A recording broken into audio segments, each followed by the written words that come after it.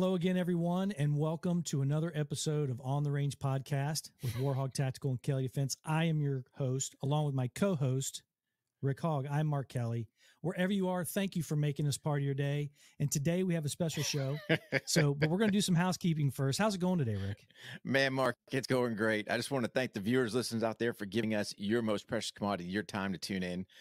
We got a super show in store for you. But before that, let's just talk a couple things. Hey, do us a huge favor, hit that subscribe button, leave us a rating review, all that other good stuff to help On the Range Podcast increase our reach from this terrible AI monster that we're under. While you're out there surfing the interwebs, you might as well hit warhog.com and kelleydefense.com. Sign up for those newsletters. Trust me, we will not bombard you because half the time we're behind the power curve. Anyway, don't forget, check out our Patreon page, patreon.com/On the Range Podcast. And of course, over on Vimeo, we got OTR training on demand. So it's kind of a quick rundown on our housekeeping.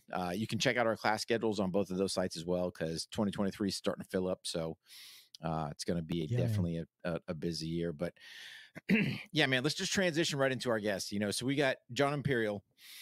So Jon is a fellow member of the great Granite State, although I kind of question how great the Granite State is.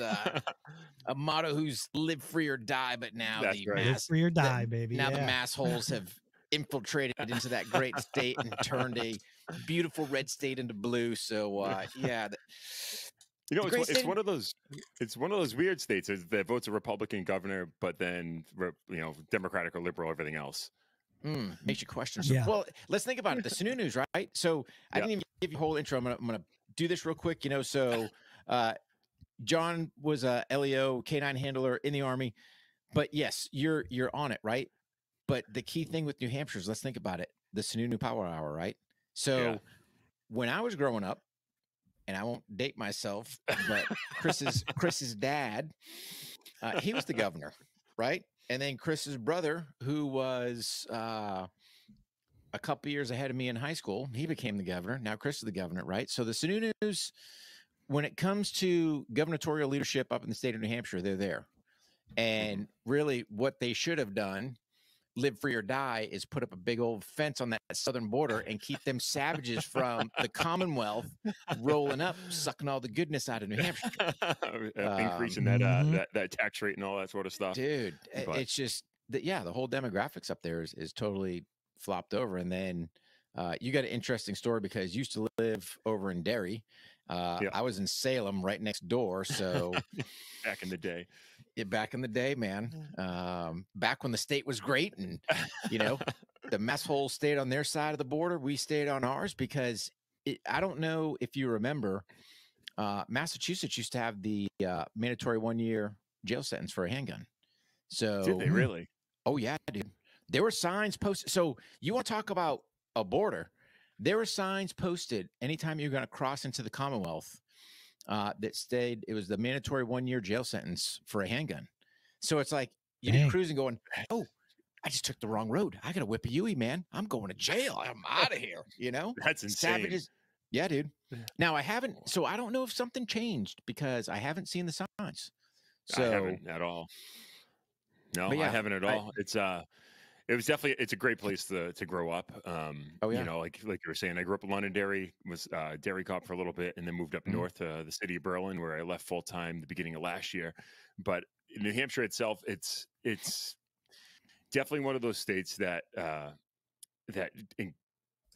the tourism rate, makes its money off the tourism. All the people coming from Mass during COVID. I think they were talking about, shutting down the dealerships, auto dealerships, and all that sort of stuff in Massachusetts. And I think they did for a little bit. And then the governor, Chris Sununu, went on, because the local radio said, are you going to close anything? And he's like, no, why? The people from Mass are coming to buy New Hampshire vehicles and then bring them back. Of course, I'm going to keep all that sort of stuff open.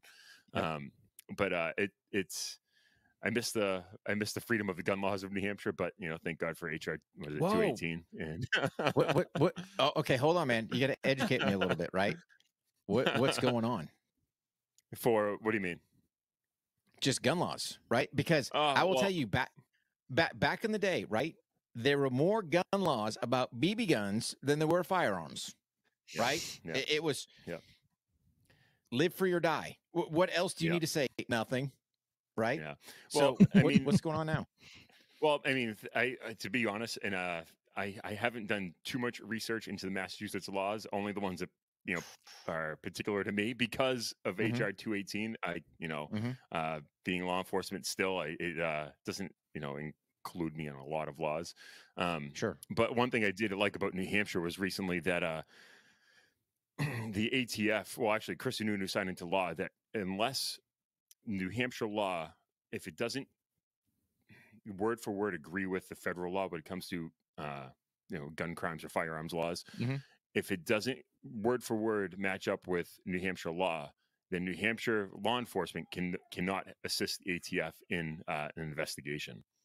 And I always Nice. thought that was pretty pretty good. So if Yeah. you sorry Yeah. about if if in the background No. you might hear my my 4-month-old boy. So All good, man. Hey, Oh, we're a no. family. No, We're man. a family friendly Roger that. podcast here, buddy. So yeah, good for you. Yeah. thank Well, you. I No. Appreciate tell you what, John, it's been kind of tough getting this all together, man, but we did it. it. And for those that have been following the On the Range podcast, they may have heard John before. Yes. He was talk about the original OG. I think you probably were one of the first people to ever actually speak as a guest on our show. It was an audio show. It was a call-in deal. It was just audio only. There was no video to it. And John was nice enough to join us. We had a great conversation about some of the stuff we're talking about now, but I can't remember a lot of it, John. No offense. No, But, that's fine. Me either. Too many concussions back in the day. He came on there. He came on there, and you just started your podcast, Pointman podcast. And why don't we go ahead and talk a little bit about that and let us know how that's going, because there was some transition. You said you did make a move and all that. Yeah. So the podcast itself, when I left and moved from New Hampshire to Mass to where I'm living now, it had to take a backseat. It was one of those things that I didn't have enough time, during that whole transition to continue the podcast. To me, it's probably one of the most cathartic things that I do is sitting down and, a hobby, or I'm not making any money off of it. I just love talking to people and having a good conversation. It's one of the most cathartic things that I do is just sitting down and talking with people, learning about who they are, where they come from, and what, in my case, interview a lot of either LEO or veterans, and, what it was to get them interested in that career and all that sort of stuff. And then, how they progress throughout their career. And I've had other people on as well that, haven't had anything to do with law enforcement. But yeah, like I said, I started the podcast. It was mainly, 2020 was a weird year. It was, a lot of it was to just fill the time because of, COVID shutting everything down.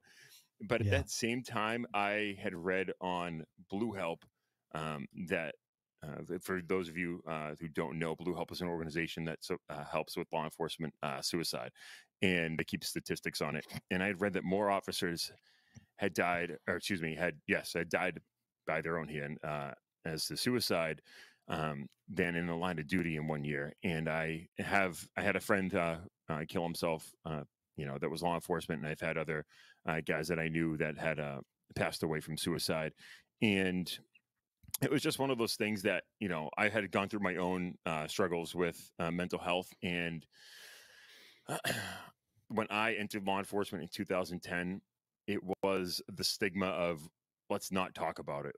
You're not going to talk about what happened. You're not going to talk about, I'm not even talking about calls. Obviously, as you guys know, it can be either a slow progression or a fast one, but it's a progression that gets somebody into that dark space mentally. And it was one of those things that just wasn't talked about. I mean, guys, and I use that as a gender neutral term for everybody, guys and girls. But people wouldn't, talk about their issues. They'd swallow them down a bottle or try to find the resolution at the bottom of the bottle. And it just wasn't talked about enough. In my experience with the leadership, people, if you're a leader and you're out there leading a team, I think it's more beneficial to say, if you have gone to seek counseling, to say that you've gone and done that, because it's, in my eyes, you're a stronger person for having done that. I have listened to other people talk on podcasts, and Jocko, and I think a lot of people know who he is, but he equates it, and it's a good analogy. I've used it in my everyday life, that going to see a counselor is just like bringing your car to the mechanic. It's all about getting your brain back on track, and there's nothing wrong with that. I've gone through counseling. I thoroughly enjoyed it. Half it was because of the concussions and the cognitive behavioral therapy, counseling that I was doing. But yeah, so make a long story short there, Mark, it started because of that. I wanted people to get out there and talk about their issues, and if they were willing to do it, great. And you know what? It's been a lot more people than I thought that were willing to talk about what was bothering them or what got them through that dark time. But yeah, to answer your question more specifically, I moved down here, and I didn't have a studio to do it in. I'm still waiting for the studio to be completed. But in the meantime, I'm just sitting here right at the kitchen table with my son being fed by my wife in the background, sort of thing. And and it's something I'm looking forward to getting started once again. I've been able to put out, like, I think you and I talked the other day, Mark. It was like, you gave me the suggestion of like, hey, just put something out. So I put like a 10-minute episode out this morning. But yeah, it's something that I'm looking forward to getting started back again. And I really can't wait, because it's one of the most enjoyable things that I do. Yeah. So John, I got to add some things to what you were saying, man. So suicide thing, huge, right?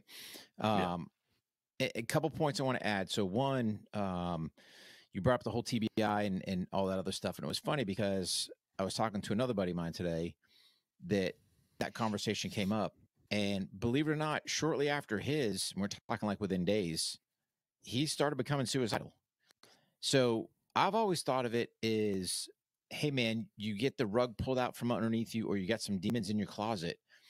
Now it got me second guessing to go, hey man, here's a dude that's perfectly fine one day, basically gets his head banged. Now he's suicidal a couple days later. So I'm sitting there going, hey, how much does TBI have to play in with this whole suicide plus demons and everything else? But you brought up a good point as far as, Jocko saying it's like taking your car to the mechanic. Here's my only word of caution on that, right?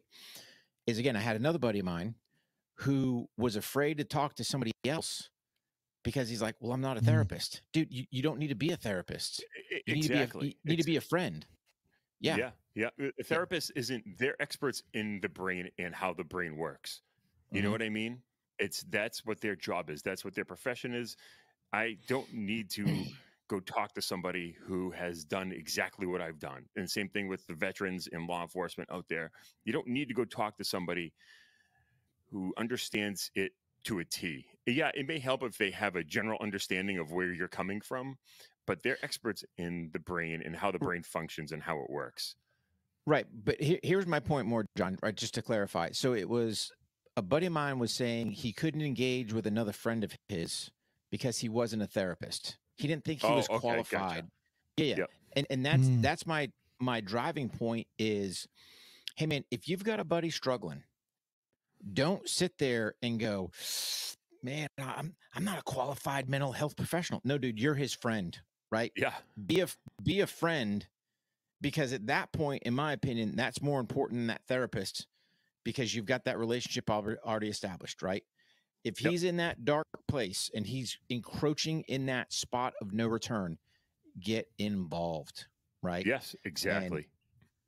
And I just think that's a key point, because if there's one, there's more than others out there that's in that same boat going, well, I don't feel qualified to talk to him. No, dude, they're your friend. Talk to him. So. Yeah, and I had that same sort of, I don't want to say problem, but when my friend Chris committed suicide, he had sent me a message on Facebook back when I, was more active on Facebook and hadn't deactivated it for the past like 7 or 8 years. But when he had committed suicide, he sent me a message a couple weeks or a couple days prior to that, and I'm, I kick myself every day for not having replied to it. And it was one of those things. I'm at work. I don't have time right now. And I, still hold it to this day, obviously. And it's one of those things I'll just never be able to shake. But like you said, be that friend, be there for somebody. I didn't know he was going through any, I didn't know he was in a dark place at that time, and there's nothing I can do about it now, unfortunately, but to help other people. Sure. I don't want to prod John, but I just want to ask this. Was the message, was it just a kind of reach out? Was it a message of help, or was it more just a message of, hey man, just touching base? The latter. Okay. Yeah. Yeah. Because I had a similar case, right? Although there wasn't a not reply. It was going back and forth with a buddy of mine, thinking that he had gotten out of the military. We're trying to get him set up for a job. And then a couple weeks later, another buddy of mine goes, hey man, you hear so-and-so killed himself? I'm like, what? And automatically I'm going through my text. I'm sitting there looking, going, where'd he throw the line? And it where's was the red flag? Exactly. And it was never there. So I know what you're saying, but we've got to be careful from the survivor side. If you want to say that when somebody does something like that, could you sit there and go, oh, what if I sent a message, or what if, right? I think the key part is take it as a teaching point. We kind of talked about this the other night with our patrons. Just reach out to your buddies, right? Yep. I mean, I got it. Life always gets in the way, but I'm going to tell you this, brother, you can't hold that over your head, because that's a burden you shouldn't have to bear. But I understand what you're saying. So yeah.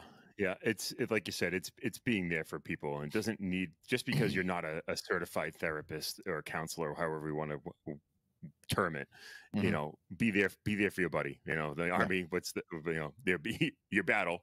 I hate I hate saying it, but make it easy, buddy. Here's the easiest thing, right? Just check on your friends, right? Yeah. Don't worry about the battle, buddy. Don't worry about all these other things. Just check on your friends. Yeah. Yep, exactly.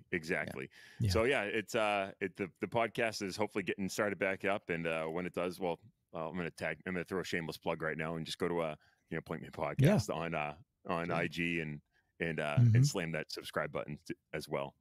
Yeah, buddy. No, yeah. By all means. And then, are you on? What's your main platform that you're on? Are you on Apple, or what are your different platforms?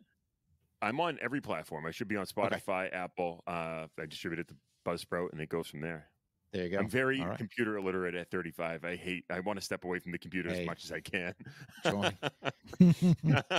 Yeah. Join the club, brother. But oh yeah. Go ahead. No, go ahead, Mark. I was just going to say, not only that, you're looking to get into the video shows as well. And that's exciting. And, we're encouraging you to put it out right now. I think what you got going on with the Never Quit thing behind you, I would go ahead and start launching that stuff out, man. You sound like Mike Rowe with that voice. Well, that's a good, like from good Dirty analogy. Job. I usually get lurched, man. But yeah. No, you know what? It's the team Never Quit. Marcus Luttrell was a part of that, and and I learned something from him years ago, was that he's forced to talk about the worst day of his life 24/7 every day. He's got to talk about it, unfortunately, and that was one of the things that was able to take him out of that hole that he was in, that rut, that dark place. Was talking about it. It was more cathartic for him to talk about it. That he found out that, and so I thoroughly support what they had going on, and rock it behind me. Yeah. That's a great point. What the conversation you guys were just having concerning, folks, not being able to recognize the warning signs, or just not, reaching out, and it just kind of hits you in the face. Happened to me too. We talked about it, like Rick said, on our Patreon group. It's important for that burden that everybody's naturally going to carry, like Rick said, you can't let that take you to a spot where you're in danger of going the wrong route. You know what I mean? I don't know about you guys, but the older I get, I'm starting to be much more aware of the negative things that folks do as part of the fellowship or the brotherhood of whatever, the military, the drinking and things like that. I think that sometimes a lot of guys go that route, not because they're just burying their head in a bottle, but it's part of what their social aspect is a lot of times. And then it's just an easy segue into it. I don't know. I'm nowhere near an expert on any of that stuff, but I just noticed that addiction to alcohol is a big piece of this. Are you seeing any of that in any statistics?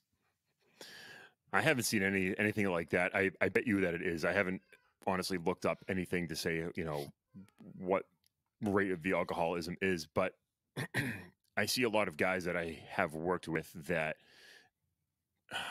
I don't know if they, I don't want to like, I don't know if they're trying to purposely drink their problems away. And Yeah. I think that's a lot of what it is, that's Yeah. the thing that they think they're supposed to do. And I think, in my opinion, is that Yeah. someone's weaker for not going to go get help. The stronger person is the person that goes gets help. But think about this, John, right? Here's my point to all that. Depending where you're at in life, depending where you're at for your job, right? People will say, go get help. But then when one dude gets help and he gets penalized or something happens to him, now that has a negative cascade across everything. The bottle's the easy fix, right? So the bottle's just not, it's just not a mental health deal. Okay. It's a pain deal, right? Oh, I can't sleep. So I'm going to suck down this whole bottle of brown water. And when I black out, I'm going to sleep, or so I think. Right. And then obviously when I wake up, I feel like a bag of ass. And what do? Repeat whole cycle because I've got my pain back. You probably didn't get good sleep. And then whatever demons you're dealing with. So it's just this big vicious cycle. And there has to be across the board, law enforcement, military, people can sit there and say, and I've watched it with my own eyes, right? Hey man, we'll support you if you need the help. And then that one dude that goes out there and gets it, now he's starting to get, hey dude, you're taking a little bit too long. Yeah. Are we gonna have to find somebody else to replace you? And you're like, whoa, dude, I thought we were getting ourselves straight. The guys in the locker room start talking. Exactly. And as soon as that's said, or he's like, hey dude, yeah, I gotta quit treatment and get back to what I'm doing. Now, nobody else is gonna go help that. So I'm gonna go basically self-medicate, for lack of better terms. So there just needs to be a slight shift in leadership approach.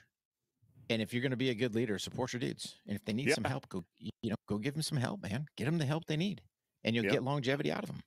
I know supervisors that didn't want to admit out in the open that they had gone to counseling, and I'm thinking to myself, why not? Why wouldn't you do that? I understand why. I do understand where they're coming from, but if you're in charge of guys, I mean, I think it opens the door for those people that are below you or under your leadership to go get that help, go seek it, and not swallow it away.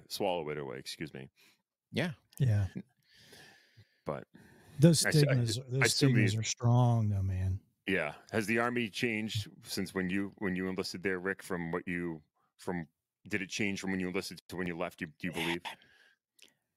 Not for the time frame for me, because the problem was they might have said they did. And guys, here comes the problem, right? Guys are still in the back of their head. Well, if I go seek help, they're going to go pull my clearance. Or if they go seek help, I'm going to get benched. Or, could they have gotten some? Yeah. How much could they have gotten? I don't know. Where the Army's at sitting today. The military's woke, right? I'm going to come straight out and say it. They're a bunch of freaking Sallies. So God forbid you go, hey guys, I feel offended. Shut your freaking mouth, right? So I don't know what they're doing nowadays. Probably that whole crew needs some freaking mental health from the top freaking down, because they're a bunch of bozos, in my opinion. Concept being hard as woodpecker lips. That's gone, right? I can only speak from the reservist experience, but I agree. It's definitely, it has been that way. I'm in a medical unit, so it's a little bit different, but it definitely. But it's not, John, right? Because the thing is, it's number one, if you really were to look at it across the board, all right, and let's just look at, from the infantry special operations side. these guys are getting their heads smashed 24/7, Mm-hmm. right? So part of mental health, yeah, I give you the mental health. Where's your cog rehab? What are they doing to ensure guys are keeping their neural pathways together from getting their brains smashed all the time? Mm-hmm. Because the problem comes in, I hate using the word or the acronym PTS, but PTS and TBI, signs and symptoms parallel, with the exception of the reoccurring nightmares. So is a guy getting mistreated because he's got some drama going on, but it's actually TBI, and some shrink's trying to fix them for PTS? So it's a broke system until that piece gets fixed, right? Until we can clearly delineate, are you dealing with a traumatic brain injury or some type of trauma in your life, or maybe both, But think about this. We want to have all these, shrinks and everything else. Cool. Where's our cog rehab guys? Ain't got a one, right? Mm-hmm. Unless you specifically get diagnosed, and then you get, yes, like when I was active duty, I still, I had to go after my stint.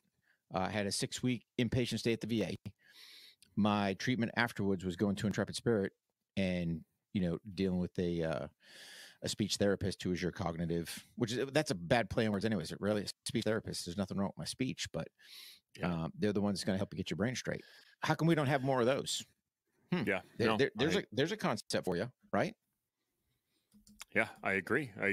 It is funny how there's only that one delineator between the two of TBI and PTS.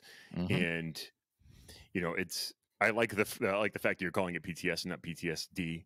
It's just it's post-traumatic stress. You're gonna have what's stress. the disorder? Yeah, what's the disorder? Yeah. Exactly. Disorder is being PTS is like being overweight, and the PTSD is like being obese so much you can't function. You know what I mean? But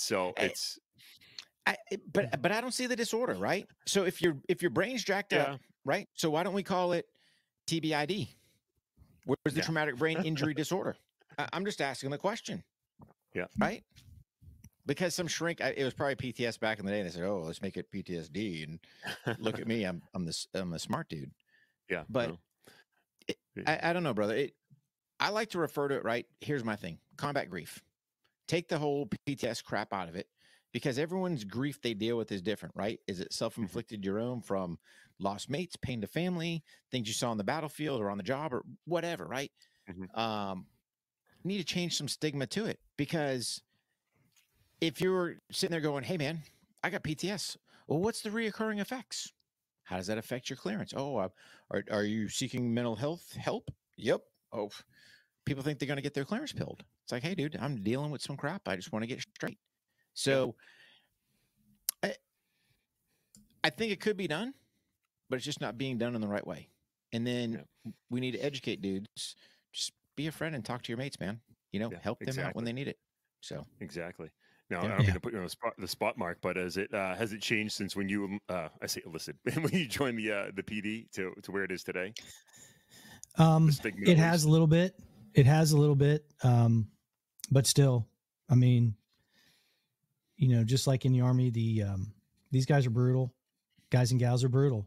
Mm-hmm. They see something happen, someone get pinched, and instead of saying, "Oh man, that's sad, man, that person needs some help," it's ha ha ha. Here, I grabbed a video of it off the news. Mm-hmm. Check this out. You know what I mean? And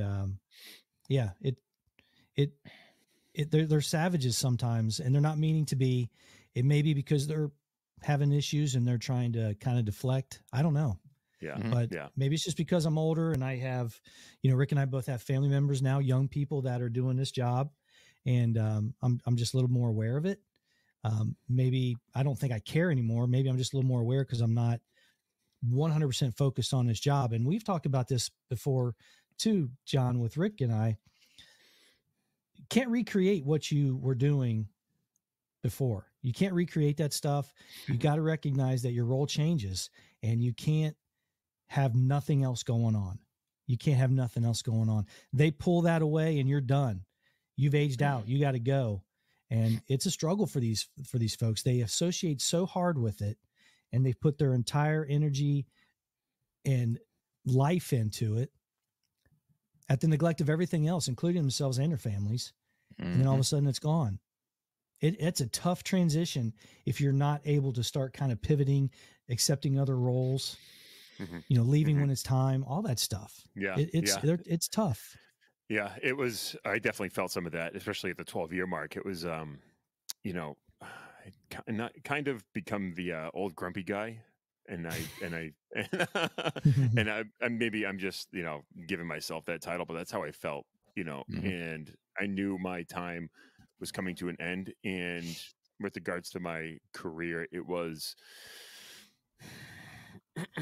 maybe I was just seeing too much of the younger generation. In my area, we hired young, and it was, I don't know, it was just trying to mentor some of the younger people that knew everything. And Sure. I'm trying not to speak out of turn right now, but just trying to mentor the younger. Speak freely, right? Because here's the thing: when we sugarcoat stuff, because let's be an honest broker, there's some great people in the younger generation. All right. Oh yeah, without a doubt. There's a bunch from this absolutely brain dead, and it's all boiling around their phone. And these morons will believe anything that comes across that little device in their hand. Oh yeah. And they've got no thought process for themselves. So I mean, just call it like it is, John. Right? We're not a sugarcoating, politically correct podcast here. Speak your feelings, Now, granted, if you think it's going to affect Pointman, I don't want to jeopardize that. But no, you're good. I'll speak freely for me and the First Amendment. I'll say what I want. Bam. I can almost guarantee you have a lot more listeners than I do, but so no, I don't want to. I'm not going to offend my 12 listeners. So yeah. But but, it was. It's a good point though, John. Go ahead, buddy. And what I was just going to say that, I at the 12-year mark, it was, I felt myself becoming that old guy. And I was still going to, counseling and talking to people and all that sort of stuff. But and trying to mentor some of the younger people to say that, hey, it is okay that so-and-so is taking time off of work because of everything they have going on in life. You don't know, you may know that person, that officer who's on a different shift. You may know a little bit about him. You don't know everything. You don't know everything about their life. He could be dealing with stuff. He or she could have been dealing with stuff from they were 7 or 8 years old that is just resurfaced because of whatever reason. You don't know what the reason is. You don't know what happened, and support that person and stop bad mouthing them in the locker room. And I had enough of that, and it was my time. And you know what? I would in my career now, I have. I don't know what they call it when you go back up other agencies, Mark, or not in your patrol area. We call it away games. It's like having an away game all the time. You go back them up. It's a lot less paperwork, and it's not your call.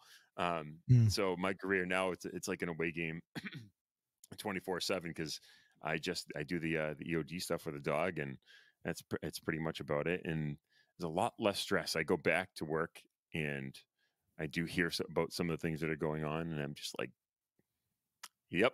All right. Yeah. I knew it was my time. Wait, so John, let me ask you this. What do you think about this, right? Here's a novel concept. So if I'm going to sit there and badmouth John in the locker room for whatever reason, pick one. There's probably 1,000 out there. Well, it doesn't matter, right? But just generality. If I'm going to sit there and badmouth you behind your back, I probably got some issues myself, right? Whether it's self-confidence or whatever, because I've got to put John down in order to boost myself up.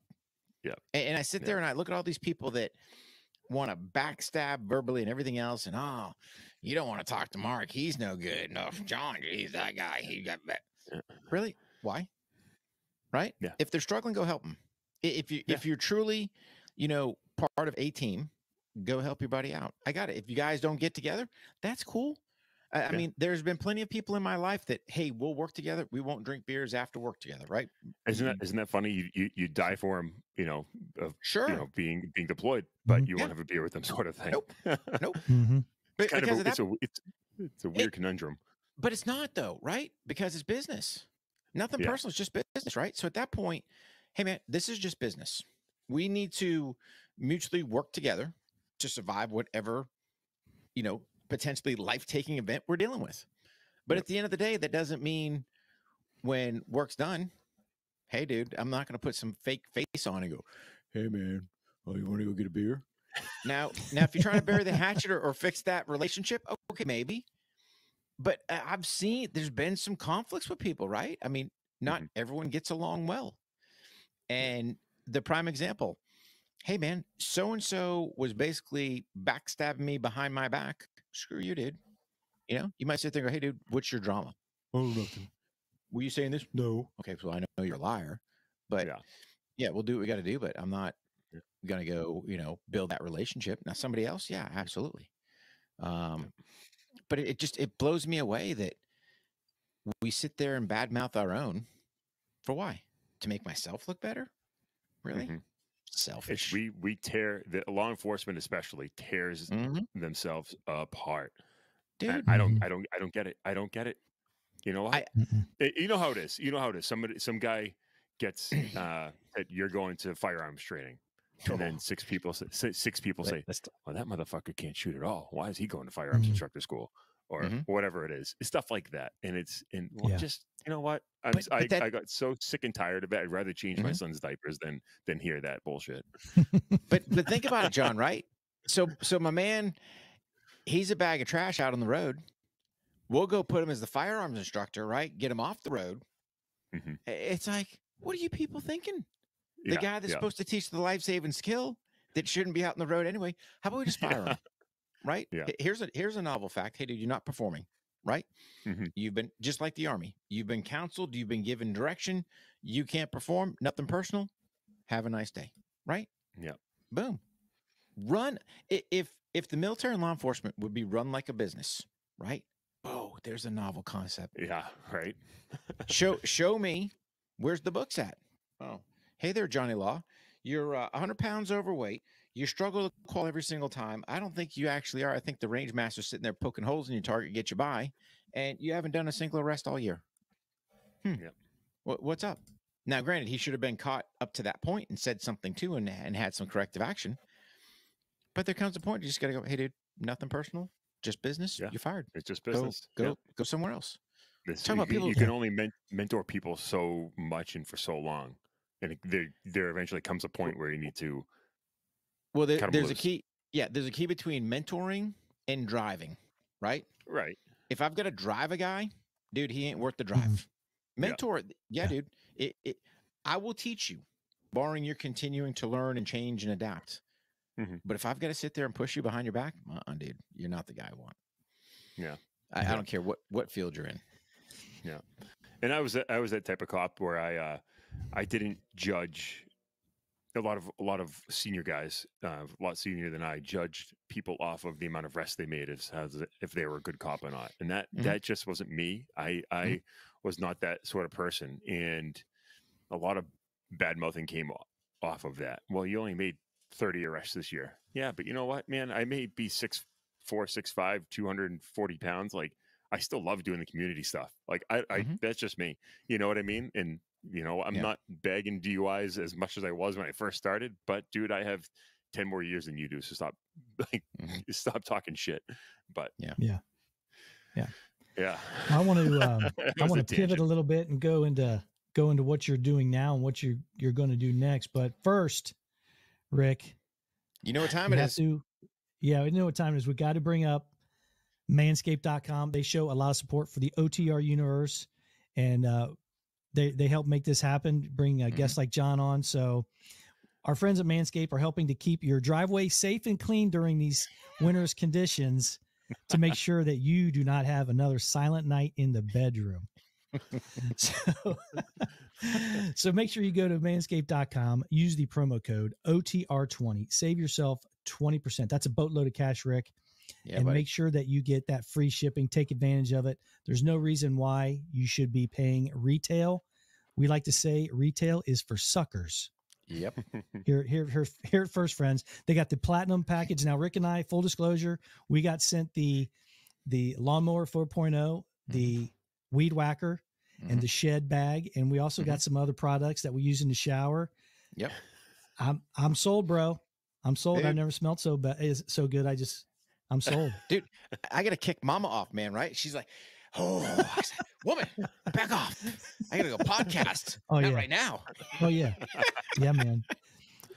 Yeah. So, ladies, do yourself a favor and buy this for your man this holiday season. And if you haven't experienced the 4.0 lawnmower, you're missing out, guys. So make sure, again, you go to manscaped.com, use the promo code OTR20, save yourself 20% and get free shipping. Man. All right, buddy. That was pretty fun. I thought you were going to start singing "Oh Silent Night." Oh, silent night. John's on it. Yeah. Keep going, buddy. We don't have, yeah. Yeah, that's all I can do. Oh, I forget yeah. the words. So it's great to kind of talk about those things, and it's a lot to process for someone who doesn't recognize that this is happening to them or to someone that they care about, and and just having the tools and stuff. But there's things you can do, and we talked about that. But anyway, you brought up that now what you're doing is you're still doing the reserve stuff for police. You're still doing the reserve stuff. Thank you for your service, by the way, for the armed forces, the Army. And then also you're doing something actively now with an EOD dog, correct? Yeah. So let's talk about that a little bit. So I got hired by a security contracting company, and I have a 3-year-old golden lab named Freddie, and you know what? It's weird, you know. However you're feeling that day, that dog feels. And so if you're if you're off that day, and the dog will shut right down. And I've had plenty of those days where I'm trying to do work and searching. We search a lot of cargo stuff in our area, and I'm trying to like, dude, come on, man. Like, this is like, we got to get this done. He's sitting there like looking at me, just like, man, we're off. I don't know what's going on with you, but we're off today. It's been quite the learning curve and journey working with him. It's a lot of fun. It can be, it's like walking around with a toddler all day long sometimes, especially with the golden lab. But you know, it's quite fun. I wouldn't change it. He's a great dog, and I think he's passed out on the couch right now. Nice. So he's a take home dog, even better. Yeah. Right. Yep. Yeah. He's a mama's boy home. He listens to her more than he does me sometimes. Yeah. See, I didn't have that privilege till I retired Duco. Right. So obviously the military, you got to keep him at the kennel there. You know, on occasion he'd make a jailbreak, you know, obviously when we get him gastropexy, you know, we had that done during actually Christmas break, just because, hey, I knew we weren't doing a whole bunch of stuff, but it was that constant supervision. So unless there was something medical that needed that constant supervision, they stayed at the kennel until they got retired. But yeah, so good for you that you can bring him home, man. Yeah, it's awesome. It's we work a lot. He works a lot, and the company does a good job to make sure that they get their due amount of like rest between shifts and all that sort of stuff. But it's like walking around with a toddler some days all the time. Dude. But you know, he's thinking. But tell me, my wife it's not rewarding. He's thinking, oh yeah, it is. You know, he's thinking, oh, look at this. I told you where the bomb is, El Stupido. That's what my wife would say. You know, like when I pull him off of where, you know, the training aid was at that point in time. But it is definitely rewarding. So you bring up. Go ahead, John. Go ahead. I was just going to say that he's hand fed. So he's every single day we have to hide. He has 9 different odors that he has to maintain his certification on. So he is hand fed. He doesn't eat out of a bowl. I've put food. I had like a little bit left over to give to him because we were done at the end of the day, and I put it in a small bowl in front of him. He just sat and like stared at it, like, "What the hell is this?" Yeah. But no, he eats on odor all day, every day. So he's food reward. Yeah. Yep. Nice. Okay. So, but you brought up a great point, right? And I think for any of my other canine handlers out there, there's a common theme, and depending on how long you've been doing this business, you'll figure it out probably sooner rather than later, right? But trust your dog. Oh yeah, yep. There's too many times where guys go, he's wrong. No, dude. No, if you can read your dog, he will tell you exactly what's going on. And man, that guy is right. I mean, he's just trying to find that odor, you know, whatever it is he's looking to do, whatever that task may be. And we're the ones that mess that equation up, you know. You start putting that human, oh no, it couldn't be there. Yeah, they are the smart ones on the end of that whole leash. Yeah. You know, but yeah, you're right. It's been rewarding. I've been able to talk to a lot of guys that were handlers overseas for Marine Corps or whatever, Mhm. and it's been rewarding just hearing stories and just opening up that whole new level at 12 years. I still consider it some sort of law enforcement. Sure. I do work hand in hand with them because we have 6 dogs at every Pats game, and Sure. so Yeah. we get to work hand in hand a lot with law enforcement. But like you said, you're all right. Trust your dog. He's going to bring you to where he wants to go because chances are he wants to eat, and Mhm. he knows if he finds it and gets there, he's going to get rewarded for it. Yep. But no, he's a good dog. I was wanting a German Shepherd at one point in time, or a Mal, but I'll take him. I take one of No, him in every single color. here's the thing. When you're looking at just a straight detection, why? Why do you want the Mal, right? Why do you want to potentially, come home and, hey, man, what happened to my couch? Bye. Yeah. And you just sit there going, hey, Dad. That's people don't get it, right? Yeah. Hey, I didn't want this opening in my drywall. And then they're sitting there going, hey, what happened to the It's the kid. drywall? It was the kid. Yeah. Yeah. The kid did the I'll dog's blame it on like- the 4-month-old. Yeah, the dog's like, yeah, but no, Yeah. there's nothing wrong with that. I totally get what you're getting with what you're saying, right? You want that Mal, you want that Shepherd. But dude, for what you're doing, I think you're perfect with the lab, man. No Yeah. issues, no dramas, no sidebar stuff. Did you ever work with a lab? No. No. Okay. It was either Mallies or Dutchies. So Okay. Okay. All toy reward, I assume. yeah, yep. Okay. And all dual purpose, so they'll Okay. bite as well. Nice.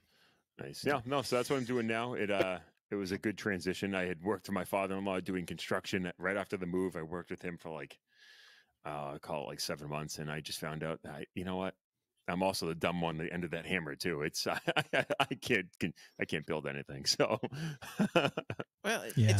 it's all time, John. Right? It's kind of like working Yeah. the dog. You're not grabbing the leash day one and reading everything and going, hey, man. But hey, here's a sidebar question I got for you, just since we're on the dog thing. So when we would food reward certain things, right, would basically food dep them to make them work. And then, hey, when they got this little piece of kibble, it drives them that much more because it's like, oh, I want another piece of morsel. Like, how much are you? What's a food reward for him? Like, is he getting a handful in your hand? he's getting. In case any of my instructors still listen to me talk on my podcast, he gets a couple pieces of kibble with every every odor that he finds. Okay. So, and then he gets right now he's at about 3.5 cups, and so you gotta make it sparingly. You shouldn't really, honestly, as you're well aware, but for people working in any of that in that sector, shouldn't hide one training gate and dump food down his gullet. But Yeah. no, it can't. Yeah, we never, and that's why I asked, because we never had it where, yes, we would food dep them to get them to work, because now, hey, versus using a toy reward, we're going to give you a food reward for something. So now you're trying to get that. It's just a different way to change up their behavior. So now I could make this little piece of kibble. Ooh, man, this thing's the money because I want to eat. Or you mess with Bill Jack at all? No. Oh, dude, get you some Bill Jack. See if the company will get some Bill Jack. Now, granted, you got to refrigerate it. Crack cocaine into them dogs.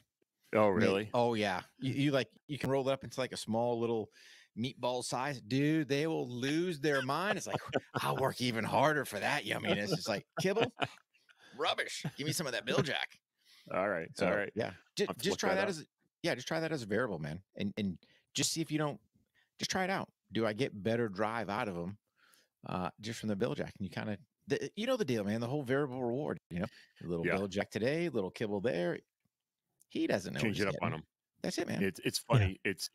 The whole change. They talked about it in class when I went through, and it was, I couldn't get him to work for the first couple of days, when I had him after, got our certifications, got out of training back out on the street, for sake of argument. And I couldn't get him to work because new environment for him. So never mind just being released. Now he's in a whole new environment from where he was in the kennel. And now he has to go to where he's working and figure out, hey, I can find things here. It's not going to be a blank every single time, because he has to, know that he's going to eat there. So for sake of argument, I have to put the training aids out. And if I go into this building, I know, hey, I can find something. And I just lost my train of thought, but yeah, it's completely blanked on that train of thought. But yeah, getting back to it. They said, literally do everything that you would normally do. Pull up, like, because they were all former cops or retired law enforcement. When they had an issue where a dog wouldn't work for whatever reason, do everything that you would normally do. Turn around, leave the scene, come back, pull up like you normally would, go out, pretend you're getting your training aid out from the back of the car, go walk up to the car that you're going to be searching with no training aid, obviously, but the dog thinks you have one at this point in time, then come back and get him. Now he thinks there's something out there. He's going to work. And it's the same sort of thing for where I work. And, I've had to do that more often than not. Like I'll take the what's that plastic box? The foam inside of it. I can't think right now. That hard case box. I'll take that out and show it, like, hey, I'm bringing it out to where you're going to be searching. Haven't hit anything yet, and yeah, it's quite the learning curve. So can I give you a suggestion? Go right ahead. I'm open for anything. Dude, all right. So do you have anybody that helps you?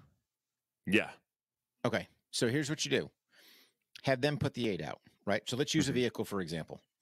Again, obviously figure out where your downwind side is.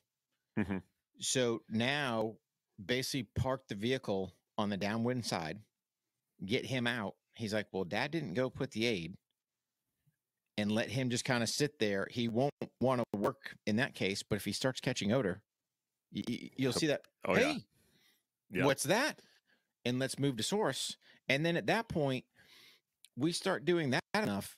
It should be, hey, dude, I grab you, whatever your search command is, and we start going to business. So there's ways you can trick these guys. Sometimes it's harder than others, especially if you don't have a buddy to help you out. But if you've got somebody that can help you, or if you don't have a secure site where you can actually put your odor out and know it's not going to sit there and walk away or drive away or wherever it is you guys are doing your training. It's happened before, not to me, not to me, but it's happened before. Dude, I'll be an honest broker. It's happened to us, right? So you put an aid out, and granted, we're in a secure place, but it's on somebody else's vehicle. You step away for 2 seconds, turn around, go, hey man, where'd that truck go? Yeah. Where'd that C4 just fly off to? I don't know. Well, we had some nice magnetic boxes that would, especially for vehicles. Yeah, the Ray Allen boxes. Yep. Yeah. Those things are pretty bomb proof, and trust me, it would go driving down the road, and next thing you know, there's a truck sitting out at the range, and you're like, hey dude, you just stole my training aid, man. Come here. My bad. Yeah. They know it's there. Yeah. No kidding. But no. So anyway, John, it was great having you on, but I wanted to let everybody know what you're going to be doing next. I know you mentioned the business and are you specifically talking about the podcast, or do you have other things going on? And then I know Rick likes to ask a question from all of our former or transitioned military LE guys a question, but what do you got going on next? So I have been out of work on paternity leave for the birth of my son. Congratulations. And thank you very much. Appreciate that. Yeah, and like we were talking, prior to this, I think it was written down somewhere, probably on stone from the cavemen, that said, hey, when you have your first child, don't start a business and learn how to be a father and a husband with a child all at the same time. Well, I tend to learn the hard way with my life, but yeah. So I started my own. I'm a medic in the Army. I've been an EMT since 2008, and it's pretty much a passion of mine. I've been a medic on our SWAT team, and I love doing that. I've trained it for free. I've done it numerous times, and you know what? I'm sick and tired of doing things for free. So I started my business, Pointman Defensive Solutions, and another shameless plug. No, nothing you can shameless, follow us. You can follow us on Instagram and Facebook, and go to pointmandefensivesolutions.com. And I started that, the getting into the whole medic atmosphere real quick. TCCC was developed throughout the wars in the Middle East. And then there was no, with civilian EMS, there's a whole bunch of bureaucratic red tape. And people were trying to bring back TCCC to civilian EMS and law enforcement. And eventually, TECC, Tactical Emergency Casualty Care, was developed. And I became an instructor in that. And yeah, we're going to be doing classes with law enforcement, fire, EMS. We're going to be partnering with, you'll like this, Rick. We're going to be partnering with veterinarians in our area to teach canine TECC, because in Massachusetts, I will give this to them, and it's a good. It actually just happened last night because a trooper was hit while doing a trooper with a canine was hit while doing with a road detail. Actually, in the town of Yarmouth, Sean Gannon passed away in 2018, and in 2018 he passed away, and his dog Nero was shot, and that was right down. I live in the town where he passed, and so they developed. Actually, it's called Nero's Law in the state of Massachusetts. Nero ended up surviving. But they just implemented that in the state of Massachusetts. Civilian EMS can now transport canines that are injured in the line of duty, which is why would you need it? Why would you need? I can already tell, Rick. I can already tell. Why would you need a law saying that? But well, here's a better one, brother. Right, and thank God for the state of Massachusetts for that one. Right. So if you're listening other places, because I'm here to tell you this, you have now. I'm going to give you my world, or at least the world I used to live in, and then I'm going to transfer over it into here in the United States of America, right? Yeah. So when we were out, if my dog got wounded, we're calling in a medevac aircraft, right? God knows how many millions of dollars it is to bring him, exfil him from the battlefield. He's not going to a vet.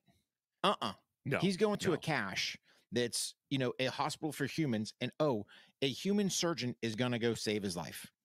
Now, granted, we would forward deploy some specific med items for the dog because, again, their anatomy, physiology is not, it's similar to ours, but not quite the same. So some ET tubes and other things need to be a little bit longer. They may not have. Not a big deal. Make sure those guys have that stuff. But here's what blows me away. This day and age, in this here United States of America, we have states, we have jurisdictions, we have towns. I've had officers tell me, they will not accept canine officers. Let me say that again. They will not accept canine officers into their ER. You know what? Here's what I would tell them. Hey, dude, you ever get an active shooter? We're not responding. Good luck to you. Right? Yeah, that's absolutely absurd. Same thing. EMS will not transport a wounded canine officer. Hey, check it out, guys. Next time the scene's not secure, best of luck to you. That's what I'd tell him. Yeah. Right? Yeah. He is part of that team. And he's just as much as an officer as you are. You're damn right he is. And he's probably saved more lives, right, than most of these other cats out there.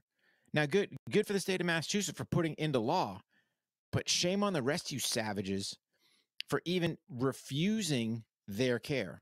And I told them all straight up, dude, I would go straight to that medical director of that hospital, go, hey, dude, check it out. We ain't getting nothing from here. And I would do everything publicly possible to just sit there and go, I'm done with you guys, and let everyone know that they don't support the police. Yeah, I would be arguing if I disagreed with you. It's a shame that had to come to a law. I don't know what the circumstances that were behind that becoming a law, but I know that it's been implemented twice in the state since it became in effect. And you know what? And now that it has, will we be, like I said, partnering with vets and veterinarians to bring some basic medical skills to canine handlers. Anybody who wants to learn anything about their animal, we'll teach you. And that's cool for the vets, but here, check it out. Trauma's trauma, right? Yeah. At the end of the day, trauma's trauma. You got to understand how many amputations of canine limbs do you see? Not a whole bunch out there. You might need a specific type of tourniquet to work with that, because regular, cat isn't going to stay on there, but you use something like a SWAT tee or something like that. That will something that conforms to their body. Yep. Hey man, plug holes I mean, it's basic life-saving skills. Granted, you might want to know a little bit of anatomy, physiology if you got to do a needle decompress or something like that. But at the end of the day, if you've got some human, first aid skills, you just got your little furry beast there, man. You might have some issues with some things, but it's not rocket science, man. It's not. Yeah. And in this area, there was a couple shark attacks on the Cape Cod now where I live, and so they had started implementing. I call my training beachside trauma or whatever you want to call it. I really don't care what it's called as long as people get the actual training. But they had implemented, these severe bleeding kits at the beaches.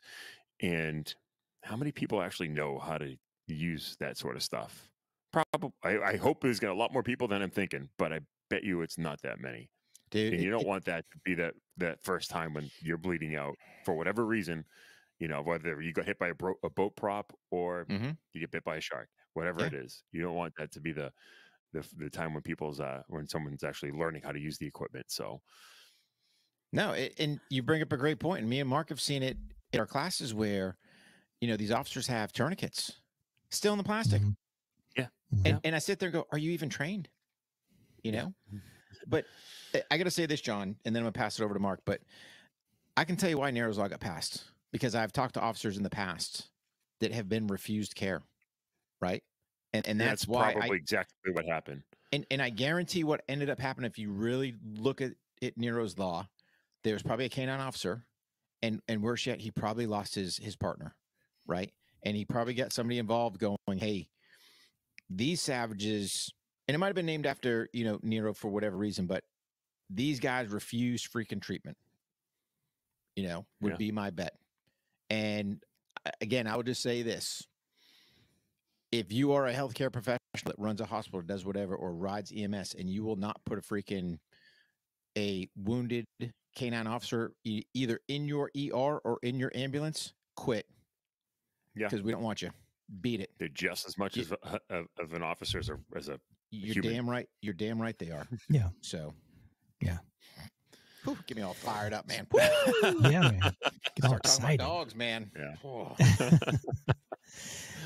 Yeah. One last thing, we always like to run this by, our veterans and just to kind of thank them, but also get their 2 cents to see if they can help some other folks. And basically, if you were to give one piece of advice, John, to someone who's about to leave or just left the armed services, uniformed services, police officer, what would that be? If they're just leaving, if they're like walking out the door sort of thing, or getting ready to leave, somewhere in that process, whatever. John. So start thinking about how you can transition your skills to the civilian side. Number one, I assume that's been said, but don't live life in the rearview mirror, and that's something that we all tend to struggle. I did when I left law enforcement. Man, it was very tough on me. Don't live life in the rearview mirror. You can learn from your experiences, and you have to learn from your experiences, but you have to take those teachings and how you're going to apply them to life moving forward. We all know guys, and we all have seen guys, whether they were in the military and law enforcement, that did 25, 30 years, that they just can't get out of their own way now. And it's because they're just still stuck on the deployments from 15, 17 years ago, the calls from 20 years ago, whatever it is. Don't live life in the rearview mirror and use those skills that you have. I mean, law enforcement, we're great salesmen. Salesmen, saleswomen, we are. I get people to say thank you. I have to give them $450 speeding tickets. And in the military, it's taken advantage of every single opportunity that the military has afforded us. I mean, you can go to school in the military, you can do a lot of different things, a lot of doors that get open from that, and just take advantage of it all. Awesome. Yeah, man. Well, you're an inspiration, buddy. All the things I've become a lot of things, and inspiration has never been one of them. You really are. You really are, pal, because of all the outreach you're doing, all the training that you're starting. It's all geared to helping these men and women who have already a tough job. And we really appreciate you coming on the show. And thank you for your service and your continued service, man. Really appreciate you coming on, buddy. I appreciate it. Thank you so much for having me. It's been an absolute pleasure. I listen to you guys all the time, and we've been trying to get this set up, and it's been wonderful. Hope we can do another one sometime in the future. Absolutely. Oh, absolutely. Yeah, man. All right. Awesome. All right. Thanks, buddy. Thanks, John. Thank you. All right. Hang on, John. Don't go anywhere. All right, Rick. Man. What a great guy. Great show. Dude. All of his outreach with Pointman. Oh. Yeah. Fantastic show. I mean, let's think about it. We've kind of run a little common theme here last little bit, right? Talking about suicide because it's out there. It's happening. Yeah. Check on your buddies, right? And then how about that advice? Don't live in the rearview mirror. Hey, man, you got that book. You got that book of life. Crack open that new chapter and start fresh, man. Don't let that job define you. Don't let your past be who you are. Be yourself, man, and crush life. So, yeah, buddy. Yeah. And then we talk dogs. Whew, that's always going to get me fired up. So, yeah, great show, brother. Stuff, man. Yeah, great show. So, hey, Rick, you have a very Merry Christmas. You have a merrier Christmas, buddy. All you out there, thanks for listening. We really appreciate it. We're grateful. We're thankful. Go out there, be 1% better every day, and enjoy the holidays. Be safe. Be safe. Yeah, if you're having any trouble, struggling, reach out. Reach out to somebody. 988. If you guys are ever in trouble, National Suicide Hotline number 988. Reach out. Yeah, buddy. Get you guys some help. But no, man. Merry Christmas to everybody. God bless you. And we'll see you in the next episode. See you, pal. All right, buddy. Take care.